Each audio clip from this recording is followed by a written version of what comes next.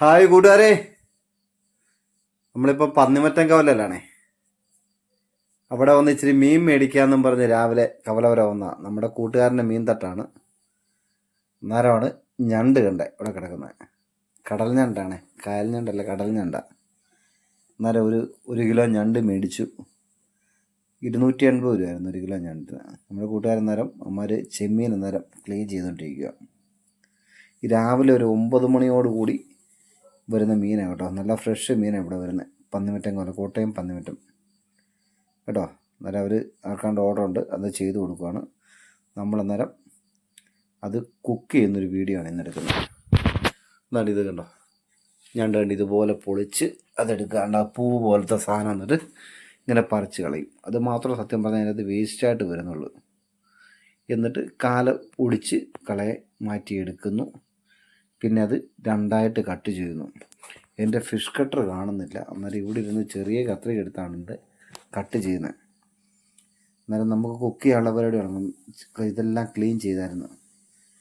നമ്മൾ ഓയിലൊഴിച്ച്, പാനെല്ലാം വെച്ച് ഓയിലൊഴിച്ച്, ഓയിൽ അങ്ങോട്ട് ചൂടായി വരുന്ന സമയത്ത് കടുക് കുറച്ചിട്ട് കൊടുത്തതിന് ശേഷം നമ്മൾ സാധനങ്ങളെല്ലാം നമുക്ക് എടുക്കാം. ഇഞ്ചി, പച്ചമുളക്, വെളുത്തുള്ളി, തക്കാളി, സവാള, എത്രയാണ് നമ്മൾ എടുത്തേക്കുന്നത്.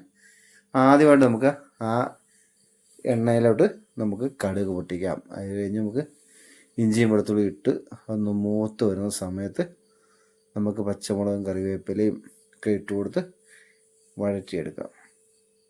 കണ്ടോ, ഇതിങ്ങനെ ചെറിയൊരു ബ്രൗൺ കളറാകുമ്പോൾ അതിൻ്റെ പച്ചമുളകെല്ലാം മാറി വരുമ്പോൾ നമ്മളങ്ങോട്ട് പച്ചമുളക് ഇട്ട് കൊടുക്കുന്നു. പുറകെ കറിവേപ്പില ഇട്ട് കൊടുക്കുന്നു.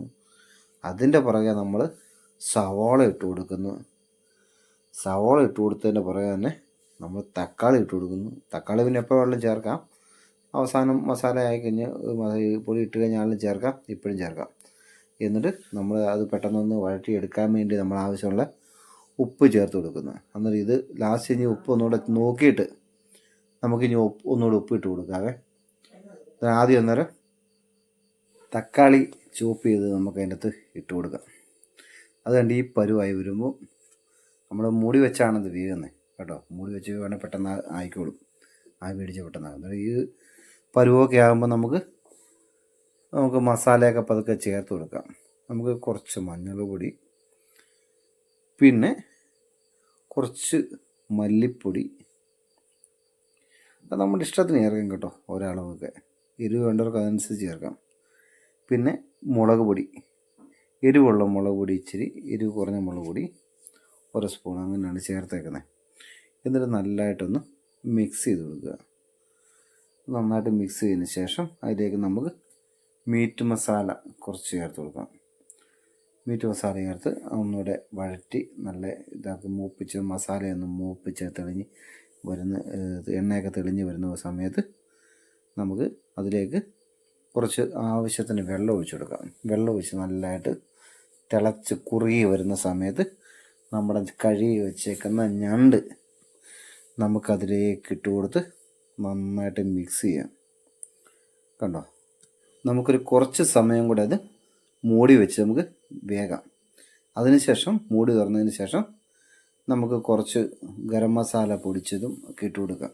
എരിവ് കുറച്ചും കൂടെ വേണമെന്നുള്ളവർക്ക് കുറച്ച് കുരുമുളക് പൊടിയൊക്കെ ചേർത്ത് എടുക്കാം കേട്ടോ.